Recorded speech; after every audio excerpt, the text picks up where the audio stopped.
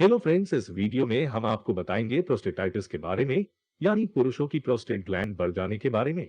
और आपको बताएंगे प्रोस्टेट बढ़ने के कारण और इसके लक्षण।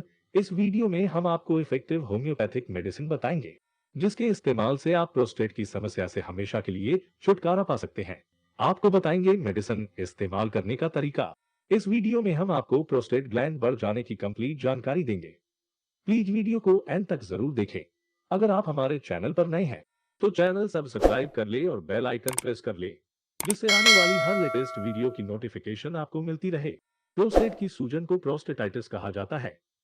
प्रोस्टेट एक ग्रंथि है जो कि पुरुषों में मूत्राशय के नीचे होती है। ये दिखने में अखरोट की तरह होती है। प्रोस्टेट ग्रंथि वीर्य का उत्पादन करती है, जो शुक्राणु का पोषण और उनका परिवहन करता है। प्रोस्टेटाइटिस की स्थिति में अक्सर तेज दर्द या पेशाब करने में कठिनाई होती है। प्रोस्टेटाइटिस के अन्य लक्षणों में कमर दर्द, पेडों में दर्द या जननांगों में दर्द और कभी कभी फ्लू जैसे लक्षण दिखाई दे सकते हैं। प्रोस्टेट में सूजन की समस्या किसी भी उम्र के पुरुष को हो सकती है, लेकिन 50 साल या इससे कम उम्र के पुरुषों में ये समस्या अधिक आम है। प्रोस्टेटाइटिस कई अलग अलग कारणों से हो सकता है।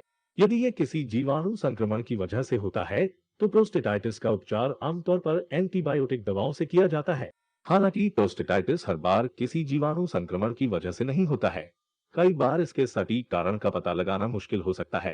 प्रोस्टेट में सूजन धीरे धीरे या अचानक से हो सकती है। ये स्थिति अपने आप भी ठीक हो सकती है और कई मामलों में इसके लिए उपचार की जरूरत होती है। कुछ प्रकार के प्रोस्टेटाइटिस महीनों तक प्रभावित कर सकते हैं या बार बार भी ये समस्या हो सकती है, जिसे क्रोनिक प्रोस्टेटाइटिस कहा जाता है। क्रोनिक प्रोस्टेटाइटिस के लक्षण धीरे धीरे विकसित होते हैं और लंबे समय तक बने रहते हैं। क्रोनिक प्रोस्टेटाइटिस किसी संक्रमण की वजह से नहीं होता है। इसका इलाज आसानी से किया जा सकता है। क्रोनिक प्रोस्टेटाइटिस के कुछ मुख्य कारण हैं। क्रोनिक प्रोस्टेटाइटिस मध्यम आयु से लेकर उम्रदराज पुरुषों में एक आम समस्या है। इरिटेबल बाउल सिंड्रोम के कारण भी प्रोस्टेट की समस्या हो जाती है। सर्जरी के दौरान कोई नुकसान होने के कारण एक्यूट प्रोस्टेटाइटिस की समस्या संक्रमण की वजह से अचानक से होती है। इसमें तत्काल उपचार की जरूरत होती है। इस स्थिति के मुख्य कारणों में शामिल है जैसे पहले कभी प्रोस्टेट या मूत्र पथ में किसी भी तरह का संक्रमण जैसे कि यूटीआई या एचआईवी संक्रमण या एड्स हुआ हो। कुछ मामलों में प्रोस्टेट बायोप्सी होने के बाद संक्रमण हो सकता है। सेक्सुअल एक्टिविटी के दौरान भी ये संक्रमण फैल सकता है। क्लेमाइडिया और गोनोरिया जैसी बीमारियां जो कि सेक्सुअल के दौरान फैलती हैं, इस संक्रमण का महत्वपूर्ण कारण हो सकती हैं। अगर आपको प्रोस्टेटाइटिस पहले हो चुका है तो भी इसके दोबारा होने की संभावना बढ़ जाती है। सीमेन और पेशाब को स्टोर करने वाले ब्लेडर या फिर ट्यूब में संक्रमण भी प्रोस्टेटाइटिस को बढ़ावा दे सकता है। अगर आपके शरीर के निचले हिस्से में चोट लगी है, तब भी ये संक्रमण हो सकता है। शरीर में पानी की कमी होने से भी प्रोस्टेटाइटिस हो सकता है। बिना किसी प्रोटेक्शन के सेक्सुअल इंटरकोर्स करने पर भी संक्रमण होने की संभावना रहती है। तनाव होने पर भी इस संक्रमण की संभावना दुगनी हो जाती है। प्रोस्टेट की समस्या हो जाने पर पेशाब करने में कठिनाई होती है, पेशाब में दर्द होता है या पेशाब कम आता है। मलाशय में दर्द के साथ प्रोस्टेट के आसपास दर्द होता है। थोड़ी थोड़ी देर में पेशाब करने की तेज इच्छा होती है। कभी कभी पेशाब में खून भी आ सकता है। जीवाणु संक्रमण के मामले में बुखार, मतली और फ्लू जैसे लक्षण दिखाई दे सकते हैं। अब बात करते हैं प्रोस्टेटाइटिस के लिए वेरी इफेक्टिव होम्योपैथिक मेडिसिन के बारे में, जिसके इस्तेमाल से आप प्रोस्टेट की समस्या से हमेशा के लिए छुटकारा पा सकते हैं। दोस्तों, पहली मेडिसिन है बेराइटा कार्ब 30। यह होम्योपैथिक उपचार प्रोस्टेट ग्रंथि वृद्धि के लिए एक प्रभावी इलाज है, खासकर वृद्ध लोगों में। बार बार पेशाब आना इस प्रकार के प्रोस्टेट बढ़ने का पहला लक्षण है। प्रभावित रोगी को बार बार पेशाब करने की इच्छा होती है और पेशाब के दौरान मूत्रमार्ग में जलन होती है। हृदय और मस्तिष्क प्रणाली में गिरावट वाले परिवर्तन देखे जाते हैं। रोगी की याददाश्त कमजोर हो जाती है और सेक्स करने की इच्छा नहीं रहती। रोगी ठंड को सहन नहीं कर पाता और पैरों में पसीना आने लगता है। तो उस समय इस मेडिसिन का इस्तेमाल करना चाहिए। बेराइटा कार्ब 30 प्रोस्टेटाइटिस के लिए बेस्ट होम्योपैथिक मेडिसिन है।